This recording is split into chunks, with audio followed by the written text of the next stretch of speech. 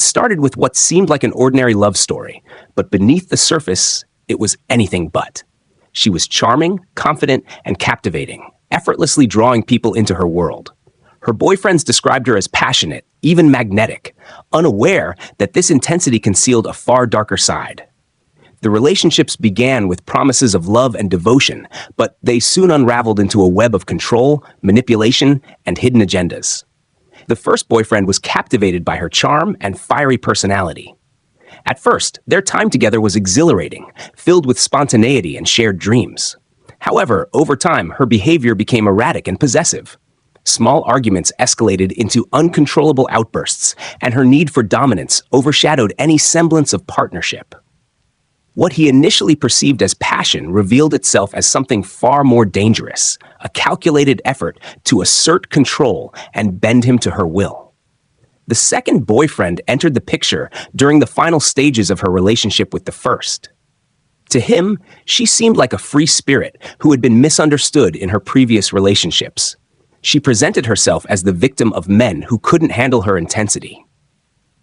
Her ability to weave convincing narratives and evoke sympathy made it easy for him to dismiss any red flags. He fell into her trap, oblivious to the sinister storm brewing beneath her facade. When both relationships came to a head, her mask of charm shattered completely. The tension of juggling two lives became too much, and her need for control spiraled into violence. Fueling her actions was a mix of rage, betrayal, and an almost theatrical sense of revenge.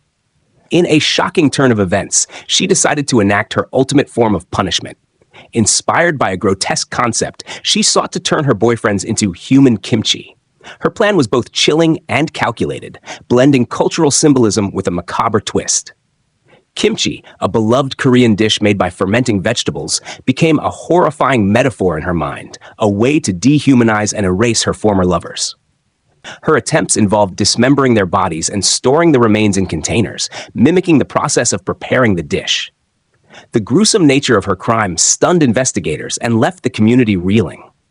Her meticulous approach revealed a deeply disturbed psyche, one that could justify such barbaric actions as an act of vengeance. The case quickly gained infamy, with headlines sensationalizing the human kimchi angle, making her name synonymous with one of the most disturbing crimes in recent memory. As the investigation into the chilling human kimchi case unfolded, the sheer scope of the crime left law enforcement struggling to piece together the sequence of events. What had initially seemed like a disappearance case quickly turned into a gruesome discovery that sent shockwaves through the nation. The forensic evidence unearthed during the search revealed a level of premeditation and brutality that defied comprehension. Authorities first became suspicious when neighbors reported a foul odor emanating from the woman's apartment.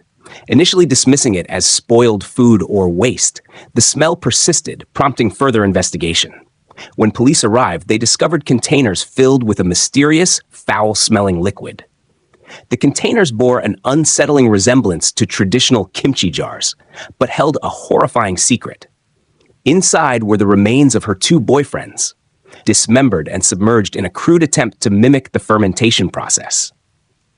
The forensic team meticulously worked to identify the victims and reconstruct the events leading to their deaths. Their findings painted a disturbing picture of manipulation, violence, and twisted ingenuity. The woman had lured her boyfriends into situations where they were most vulnerable, using her charm and the guise of reconciliation to gain their trust.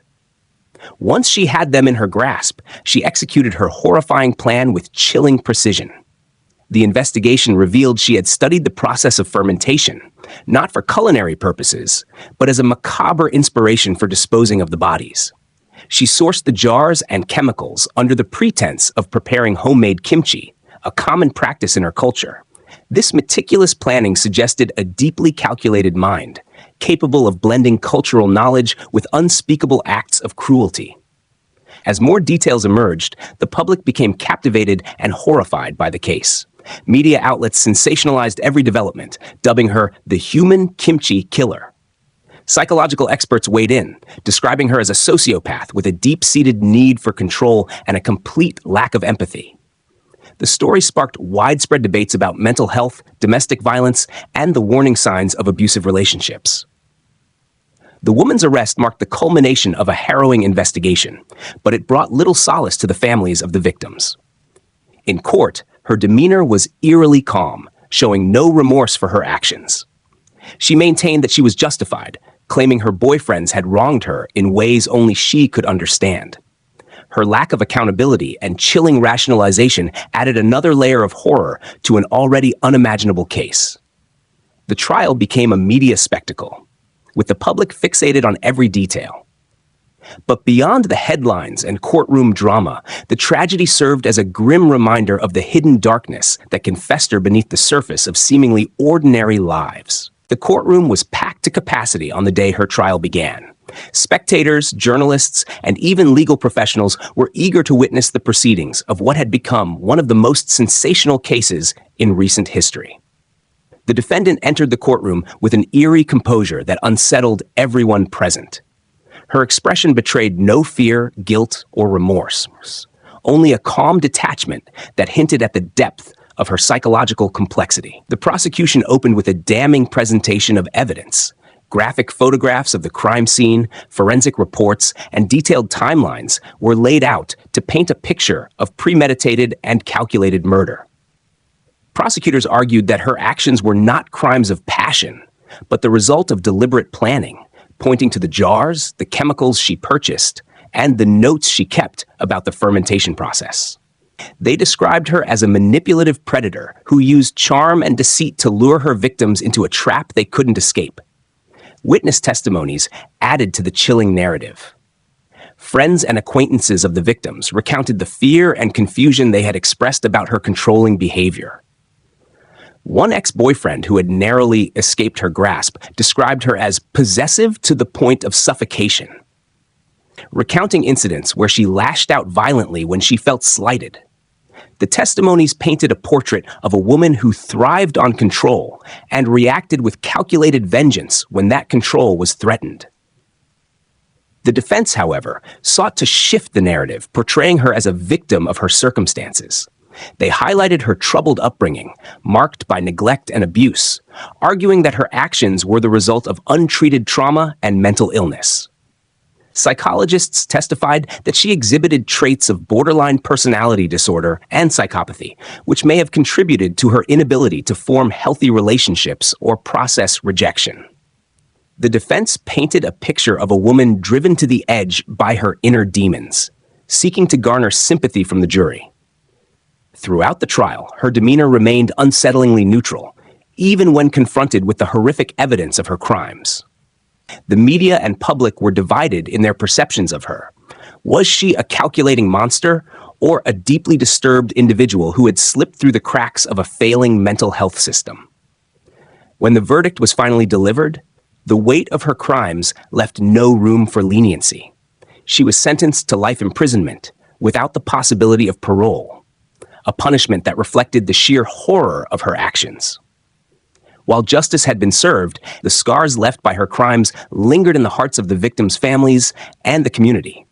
Her story became a cautionary tale, a chilling reminder of the darkness that can lurk behind even the most captivating smiles. Life in prison did little to change her demeanor or the public's fascination with her case. She remained an enigmatic figure, refusing interviews and maintaining a silence that only deepened the mystery surrounding her actions. Her cell became her world, a stark contrast to the control she had once wielded over others. Yet, even in confinement, her story continued to reverberate outside the prison walls, drawing the attention of criminologists, psychologists, and true crime enthusiasts alike. The media's portrayal of her had created a strange dichotomy. Some viewed her as a cold-blooded killer, while others saw her as a tragic figure, a victim of circumstance and mental illness. Documentaries and podcasts dissected every detail of her life and crimes, attempting to piece together what could drive someone to commit such horrific acts. Her silence became a key point of intrigue. Was it an admission of guilt, a refusal to play into the narrative, or a calculated effort to maintain control even in her downfall? Inside the prison, she remained an enigma.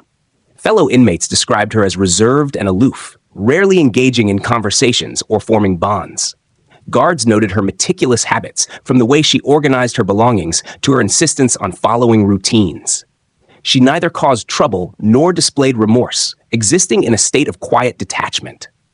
Psychological evaluations conducted during her incarceration painted a picture of a highly intelligent but deeply disturbed individual, one who was unlikely to ever express genuine regret for her actions.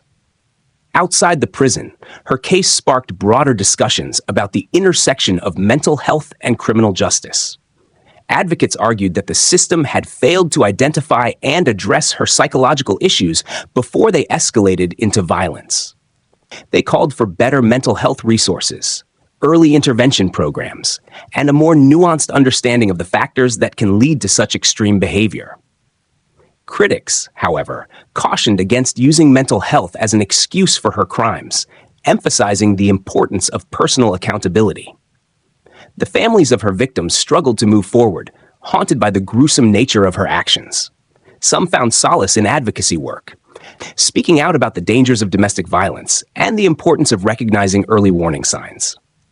Others chose to retreat from the public eye, unable to reconcile their grief with the relentless media attention. Over time, the fervor surrounding her case began to fade, but its impact lingered. Her story became a grim reminder of the capacity for darkness within humanity and the importance of addressing the underlying factors that can lead to such unimaginable acts. In her silence, she remained a symbol of unanswered questions, a chilling figure whose crimes would never be fully understood or forgotten. Years passed, but the ripples of her actions continued to spread, affecting not only those directly connected to the case, but also broader societal conversations about justice, morality, and rehabilitation. While she lived in relative obscurity within the prison walls, the world outside evolved, often revisiting her case as a cautionary tale or a point of academic study. Her story remained etched in public memory, not just for its brutality, but for the profound questions it raised about the human psyche and the limits of justice. In prison, she was neither a model inmate nor a troublemaker. She adhered to the rules but kept to herself, rarely interacting with others. Her isolation seemed self-imposed, as though she had accepted her role as an outcast. However, the prison staff observed her keen interest in certain activities, particularly those that allowed her to exercise control or showcase her intelligence. She excelled in workshops, meticulously crafting items or solving puzzles, but always maintained an emotional distance from those around her. Efforts to rehabilitate her met with limited success. Therapists who worked with her described her as highly guarded, revealing little about her thoughts or emotions. When pressed about her crimes, she would deflect or remain silent, leaving her true motivations shrouded in mystery. Some experts believed her detachment was a form of self-preservation, while others saw it as a sign of deep-seated psychopathy. Regardless of the reason, her unwillingness to engage meaningfully with therapy sessions made her a challenging subject for rehabilitation programs. Meanwhile, outside the prison, her case became a focal point for researchers studying the intersection of trauma, personality disorders, and criminal behavior. Academics wrote papers dissecting her life story, from her troubled upbringing to the psychological factors that might have contributed to her crimes. Her case was cited in debates about the effectiveness of the criminal justice system, particularly its ability to address the root causes of violent behavior. The victims' families continued to grapple with their loss, each finding their own path to healing. Some sought solace in activism, speaking out against domestic violence and the warning signs of abusive relationships. Others retreated from the public eye, finding peace in privacy. For them, closure remained elusive, as the horrific nature of the crime left scars that time could not erase. As the years turned into decades, her story began to fade from the headlines, replaced by new tragedies and scandals. Yet, it endured as a haunting reminder of the depths of human darkness. Her name became synonymous with unanswered questions, a figure who had once commanded control through fear, but now lived in obscurity. Her silence a chilling echo of the horrors she had wrought.